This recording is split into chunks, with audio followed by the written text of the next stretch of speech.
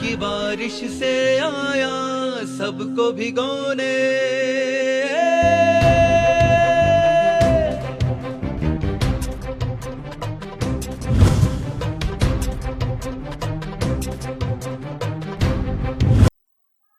आपके सामने एक विषय चला हुआ है। सत्य प्राप्ति का राजमार्ग क्या है?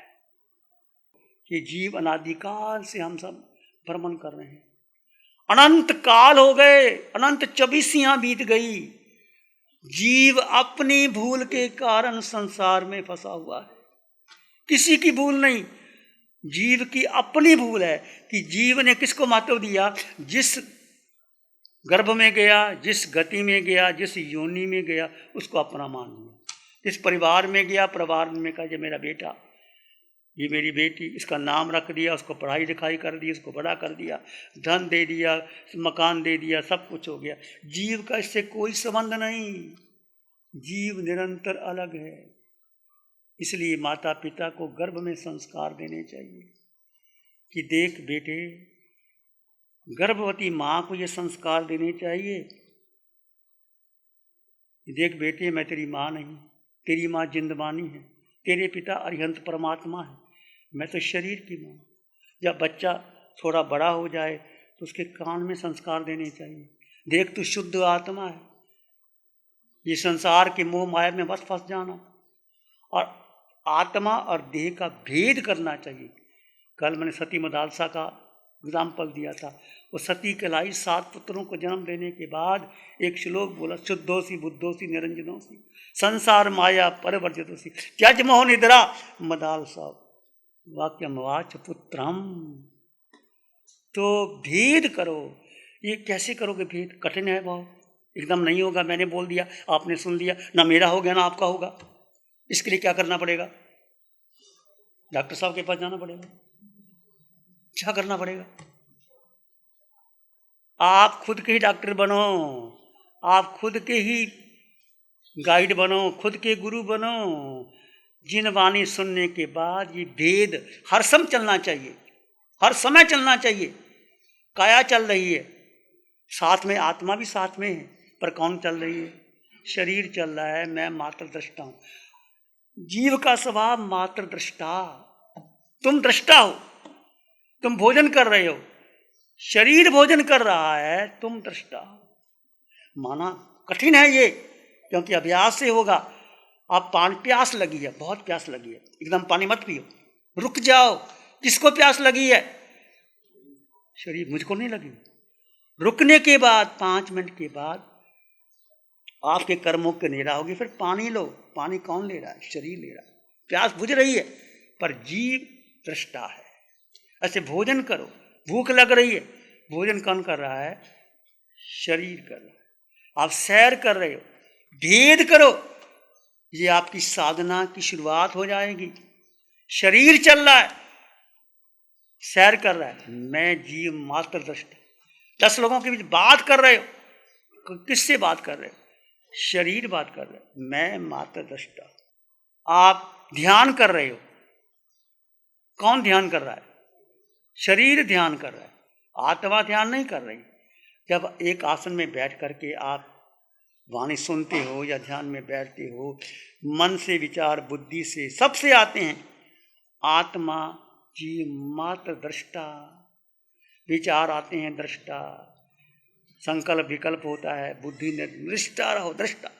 एकमात्र दृष्टा एक ऐसी औषधि है, सारे संकल्पों विकल्पों को, राग द्वेष को, मोह माया को दूर कर सकती। एक दृष्टा भाव आपके भीतर आ गया। तो प्रश्न किया भगवान से कि प्रभु मैं कौन सी साधना करूं, मेरा मन नहीं लगता, बुद्धि निर्णय नहीं लेती, बहुत विचार आते हैं, मैं कैसे साधना? सब भगवान ने उत्तर दिया, एक ही उत्तर है कि तू जड़ और जीव का भेद कर, और जीव को जानकर, मानकर, समझकर उसमें स्थित हो जा, सारी तेरी प्रश्नों का उत्तर हल हो। तो कहने का अर्थ, जड़ और जीव का भेद, 2 तत्व हमेशा जुदा थे, है, रहेंगे।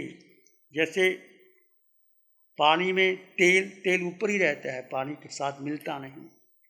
मक्खन अलग रहता है, दूध अलग रहता है, सुगंधी अलग रहती है, फूल अलग रहते हैं। ऐसे ही तुम्हारे भीतर सिर के सिरे से पांव के अंगूठे तक जो आत्म तत्व है वो तुम्हारे साथ था, साथ है और साथ ही रहेगा। तो धर्म क्या है? भगवान ने कहा बहुत संक्षेप में, तुम अपने को जान लो, अपने स्वभाव में आ जाओ, धर्म हो जाएगा। कुछ ना करो, तुमसे कोई तपस्या नहीं होती, किसी मंदिर मस्जिद गुरुद्वारे में नहीं जा सकते, ना जाओ, केवल अपने स्वभाव में आकर के अपने को जान लो और आप एक बढ़ जाओगे। तो अपने को जानना और अपने को मानना सबसे बड़ा धर्म है। और सबसे बड़ा ध्यान क्या है? शुक्ल ध्यान। शुक्ल का मतलब जीव अपने स्वभाव में स्थित हो जाए। 4 ध्यान है। आर्त रोदर आप हमेशा करते रहते हो। बच्चा जन्म लेता है, आर्त रोदर ध्यान करता है। धर्म ध्यान जब आप सामायिक पाठ करते हैं। और शुक्ल ध्यान बहुत कठिन है। 24 घंटे में कितना होता है विचार करो। मन भागता है, बुद्धि, निर्णय, ये सब। तो शुक्ल ध्यान है मन के संकल्प विकल्प के पार, बुद्धि के पार, इंद्रियों के पार, मन संकल्प विकल्प के पार कि मैं पुरुष हूँ, मैं स्त्री हूँ, मैं घर का मालिक हूँ, इससे पार जाकर के देहातीत अवस्था में अब जीव जब जीव में स्थित होता है, अनंत कर्मों की निद्रा होती है। और 24 मिनट आप स्थिर हो जाओ इस पंचम काल में तो शायद संकित हो सकते। 48 मिनट ठहर गए तो केवल ज्ञान हो सकता है। 48 मिनट केवल ज्ञान, इस पंचम काल में केवल ज्ञान नहीं होता, पर आप साधना करते करते बहुत ऊंचे उठ सकते हैं। तो क्या हम उस स्थिति तक पहुंच सकते हैं? कैसे पहुंच सकते हैं? इसके बाद में हम सत्य क्या है? सत्य तुम्हारे पास है। जैसे तांबे को सोना बनाना पड़े, एक रसायन है, एक बार तांबे का स्पर्श कर ले उसको सोना बना देता है। तांबे को एक फिर से तांबा सोना तांबा नहीं बन सकता। ऐसे एक बार आपको उस रस का, धर्म का, शुक्ल ध्यान का स्पर्श हो गया और 24 मिनट तक हो गया, शायद समकत हो गई, फिर आप संसार सागर से पार निश्चित हो जाएगी। इसमें चाहे आप घर में रह के साधना करो। भगवान ने कहा ऐसा नहीं कि तुम साधु बन जाओ। कोई साधु ऐसे हैं जो गृहस्थ से नीचे हैं, कोई गृहस्थ ऐसे हैं जो साधुओं से ऊपर है। गृहस्थ में रह करके अनुव्रत का पालन करते हुए आप धर्म की आराधना कर सकते हो। साधु बनो तो उत्तम साधु बनो, गृहस्थ बनो तो अच्छे श्रावक बनो। हमारे पास डॉक्टर साहब आए हैं, ये हमेशा अपना परिचय देते हैं कि बहुत काम करते हैं शाकाहार का प्रचार, कि मैं एक श्रावक हूँ। एक श्रावक बनना, महावीर का श्रावक बनना बहुत गर्व की बात होती। आप एक अच्छे श्रावक बन जाओ और श्रावक को मोक्ष हो सकता। गृहस्थलिंग सिद्धा, गृहस्थ में भी सिद्ध बन सकता। आप साधु नहीं बन सकते। घर में रह के श्रावक को बहुत सी जिम्मेदारी करनी पड़ती। परिवार है, संघ है, समाज है, साधु है, सबका ध्यान रखना, फिर आप धर्म करना, तो आप बहुत उच्च उठ सकते। तो श्रावक बन जाना, श्रावक साधु बन जाओ तो और अच्छा है। श्रावक साधु ना बन सको तो श्रावक बन सको। और यदि आप सत्य को प्राप्त कर लिया तो सत्य को प्राप्त करने के बाद आपके जीवन में आसक्ति नहीं आती है, निरासक्त भाव आ जाता, उदासीन भाव आ जाता। उदासीन भाव का मतलब उदासीन नहीं, उदासीन का मतलब हर बात को आप सकारात्मक ढंग से लेते हैं, पॉजिटिव ढंग से लेते हैं, किसी को दुखी नहीं कर सकते, अप्रिय भाव नहीं आता। जैसे राजा श्रेनिक और महाराजा कृष्ण राज करते थे, 3 खंड के राजा श्रेनिक राजा, पर वो भीतर से उदासीन भाव, सबकी रक्षा का ध्यान रखते थे। दोनों ही तीर्थंकर बनेंगे। पहले कुछ भी कर लिया उन्होंने। देखो आदमी गलती में आकर के, राजा महाराजा को शिकार करने का शौक होता है, वो शिकार करते करते वो श्रेनिक ने शिकार किया, जा ऐसा हो गया, पर वो उनको फल मिलेगा। परंतु ऐसा कर्म भी किया उन्होंने, ये वाकई तीर्थंकर बनेंगे। कितनी बड़ी बात है। तो आपसे कोई भूल हो जाए, पश्चाताप कर लो, किसी अच्छे गुरु के सामने नहीं कर सकते तो अपने आप अंतःकरण से आलोचना करो, प्रतिक्रमण करो, प्रायश्चित करो कि मेरे से बहुत बड़ी भूल हो गई। उससे प्रायश्चित होके आप शुद्ध बुद्ध और मुक्त हो सकते हैं। तो केवल क्रिया से नहीं, परिणाम बदलने चाहिए आपके।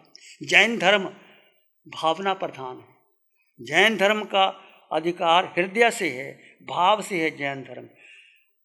जैसे भगवान से प्रश्न किया, एक शिकारी है, वो तीर लेकर के एक हिरण के सामने, हिरण दौड़ा हुआ आता है, वो तीर चलाता है पर वो हिरण बच जाता है, तो क्या शिकारी को पाप नहीं लगेगा? भगवान ने कहा, देखो शिकारी को निश्चित पाप लगेगा, क्योंकि उसकी भावना उसको मारने की है। वो हिरण बच गया तो उसका अपना कर्म था, आयुष कर्म था, वो हिरण बच के निकल गया। पर शिकारी ने जिस भाव से वो तीर छोड़ा, उसको निश्चित पाप लगेगा। तो किस भाव से आप धर्म की आराधना करते हो, किस भाव से संसार के कार्य करते हो, उससे निश्चित रहती है बात। डॉक्टर ऑपरेशन करता है और ऑपरेशन करते करते मरीज चला भी जाता है, पर डॉक्टर के भाव तो नहीं होते डॉक्टर साहब, पर वो भाव उनके बचाने के, डॉक्टर के, कि बच जाए, हर कोशिश करते, सब कुछ करते, पर नहीं बचता। आयुष कर्म के आगे ऐसे। तो निश्चित आपका भाव क्या है? जैन दर्शन भाव प्रधान है। मुख्य आपके भाव कैसे है? समग्र दृष्टि जीव तनाव युक्त होता है, भाव प्रधान होता है। श्रेणिक महाराज ने एक बार भगवान महावीर से पूछा, प्रभु आपके 14,000 साधुओं में श्रेष्ठ कौन है, सबसे श्रेष्ठ कौन है? भगवान महावीर से प्रश्न पूछा श्रेणिक महाराज ने।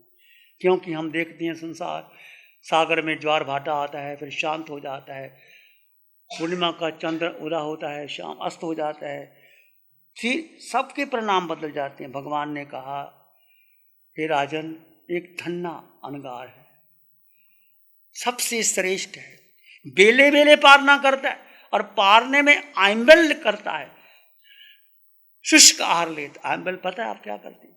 सूखा रूखा आहार होता है। बेले के पारने में आंबल लेता है, आंबल करता है, परंतु परिणाम की धारा इतनी शुद्धतम होती चली जाती है कि उनका जीवन सबसे ऊंची साधना उसकी धन्ना अनगार की।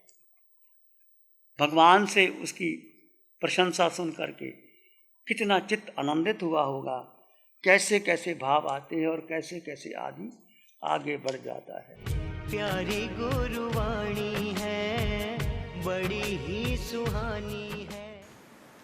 आंखें बंद, मन वचन काया शांत, शरीर शांत, विचार शांत, सृष्टि शांत, वातावरण शांत, हर दिशा हर किनारा शांत शांत शांत। सिर के सिरे से पांव के अंगूठे तक अपने भीतर शुद्ध चेतना का एहसास कीजिए। तुम केवल केवल आत्मा हो। सिर के सिरे से पांव के अंगूठे तक एक आत्म तत्व जो अमूर्त है, जो निराकार है, जिसका वजन नहीं, जो दिखाई नहीं देता, जिसकी आंख नहीं, नाक नहीं, कान नहीं, जिह्वा नहीं, जो इंद्रियों से परे, मन से परे, बुद्धि से परे, पर अनंत शक्तिशाली आत्मा, वो तुम हो, वो तुम्हारे भीतर है। सिर के सिरे से पांव के अंगूठे तक उस आत्म तत्व को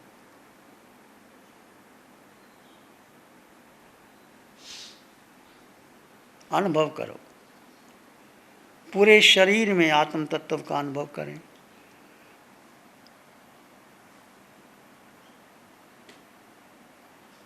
और अपने भीतर गहरे चले जाएं। दृष्टा भाव में रहें। आत्मा का स्वभाव, जीव का स्वभाव मात्र जानना और देखो, जानो और देखो। विचार आ रहे हैं, जानो। जा रहे हैं, देखो, दृष्टा भाव, जानो और देखो।